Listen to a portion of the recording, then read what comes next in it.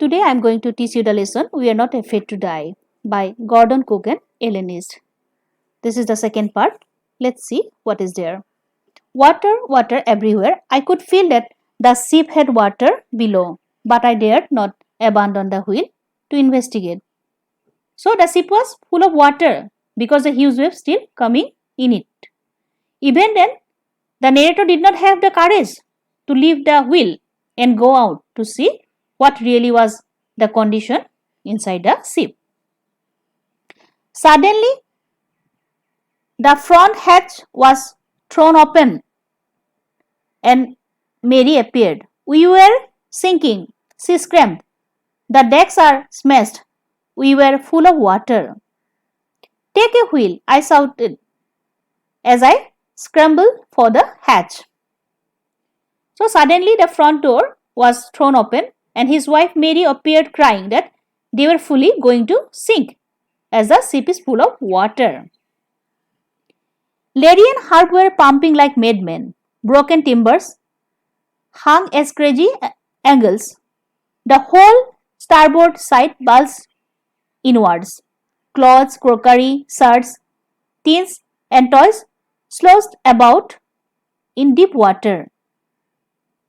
So Larry and Herb were pumping like madmen. Their clothes, crockery, shirts, tins and toys lay scattered in deep water. I half swam, half crawled into the children's cabin.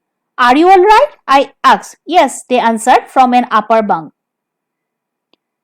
But my head hurts a bit, said Sue, pointing to a big bump above her eyes. I had no time to worry about bumped heads. So, at this point, the narrator half swam, half crawled into the children's cabin to find out if they were safe. Only Sue had a big bump above her eyes. And in this situation, he had less time to see the injuries she had. He had to do something very fast to save their family, to themselves. After finding a hammer, screws and canvas, I struggled back on deck. With the starboard side based open, we were taking water with each wave that broke over us. If I could not make some repairs, we would surely sink. So, from there he took some tools like hammers, screws, canvas to repair the boat and to prevent water come inside it. Otherwise, they would surely sink. Somehow I managed to stretch canvas and secure waterproof hatch covers across the gaping holes. Some water continued to scream below, but most of it was now being deflected over the side. So, with the help of the canvas, he was somehow able to cover the gap. Though he covered the holes, still some water coming in it, but most of the water is directed towards opposite side. More problem arose when our hand pump started to block up with the debris floating around the cabin and the electric pump short-circuited. The water level rose threateningly. Back on deck, I found that our two spare hand pumps had been wrenched overboard along with the forestay sail, the jib, the dinghies and the main anchor. So, more problems arose when hand pumps were blocked because all the wooden and metal pieces floating around it. The electric pump also short-circuited. So he went looking for the spare hand pump for pumping more water. But actually everything like the jib, the sail and the dinghies were all out of position.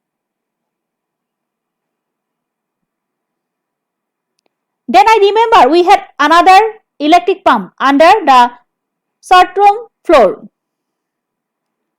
I connected it to an outpipe and was thankful to find that it worked. So then the writer or then the narrator remembered the spare electric pump that he had, and fortunately it worked.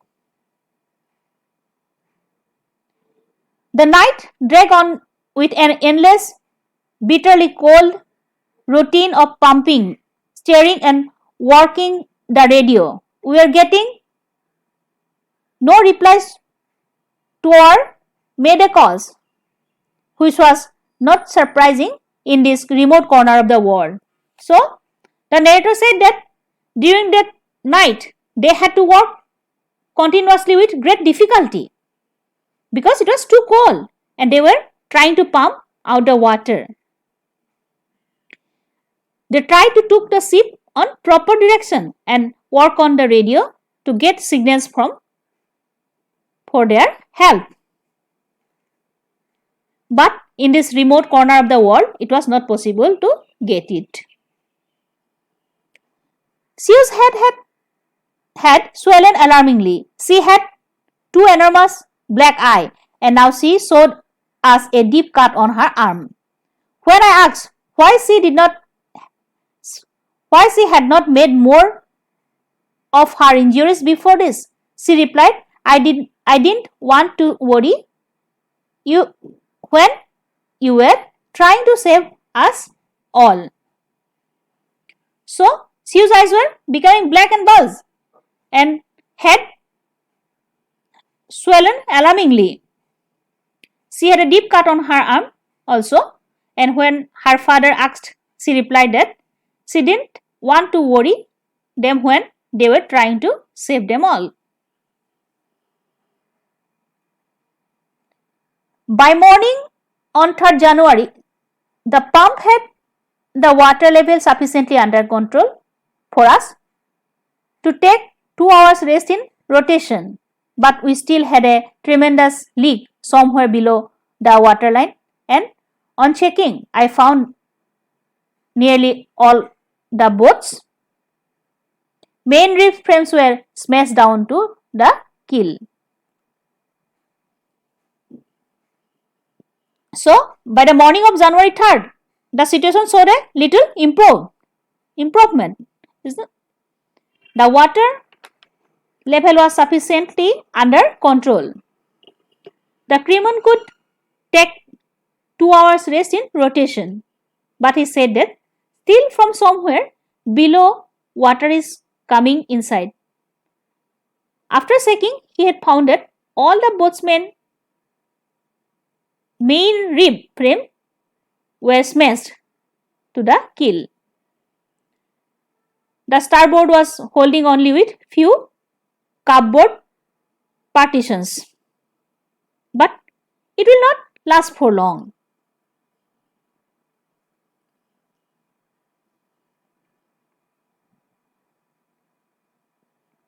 We had survived for 15 hours since the wave hit, but wave worker would not hold together long enough for us to reach Australia.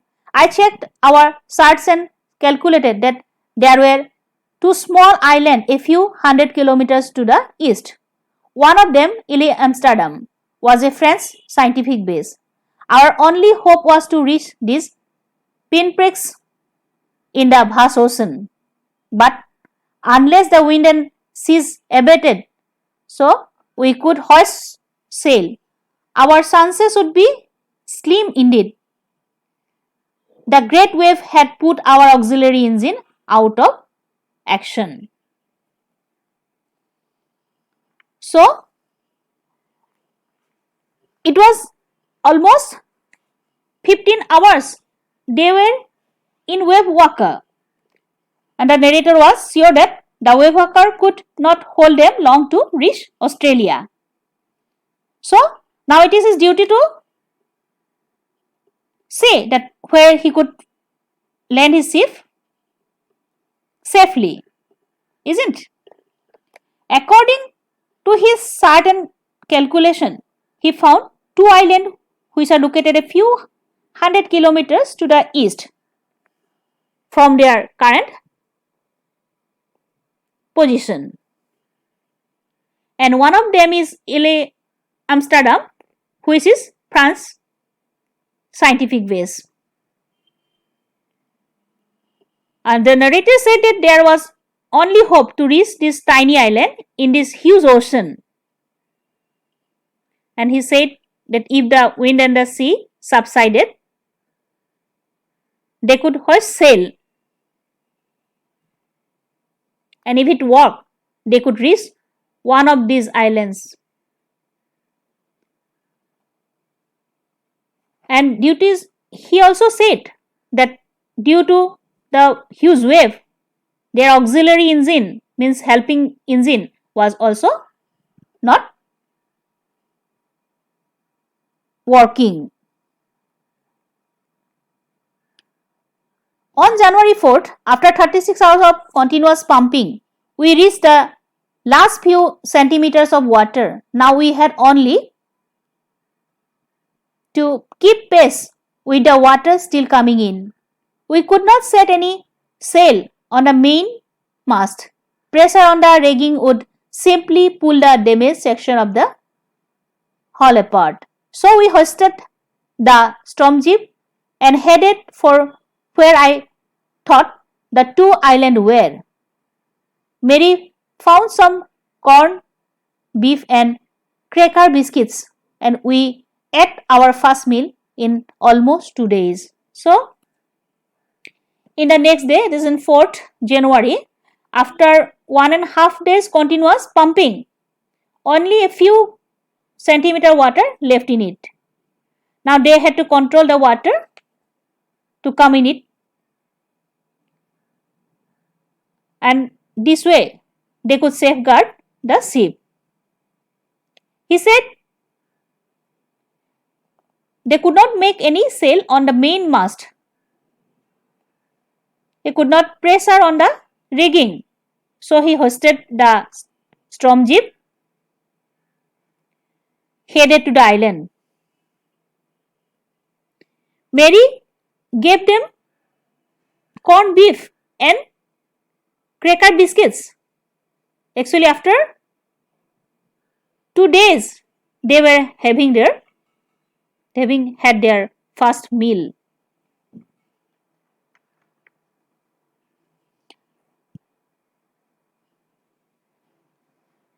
But our respite was short-lived. At 4 p.m., black clouds began building up behind us. Within the hour, the wind was back to 40 knots and the seas were getting higher. The weather continued to deteriorate throughout the night, and by dawn at January 5th, our situation was again desperate. So, the relief they had short-lived. At about 4 p.m., the dark cloud started gathering. Along with the wind, and the wave was getting higher. He said that the weather is becoming worsened, and on January 5th, it's more deteriorated. When I went to comfort the children, John asked, "Daddy, are we going to die?" I tried to assure him that we could make it. "But Daddy," he went on, "we are not afraid of dying if we can all be together. You and Mummy, Sue and I." So, when the narrator went to comfort the children, John asked him, "Are we going to die?" But his father assured him that we could make it. But John went on saying that he was not afraid to die if all his family members, Daddy and Mummy, Sue and himself, stay together.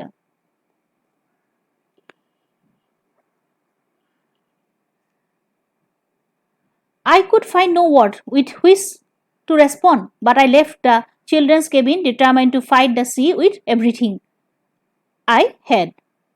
To protect the weakened starboard side, I decided to have two, and with the undamaged port hull facing the oncoming waves, using an improvised sea anchor of heavy nylon rope and 22-liter plastic barrel of paraffin. So the narrator was become speechless and become determined to fight with everything. He had to protect his family and the ship.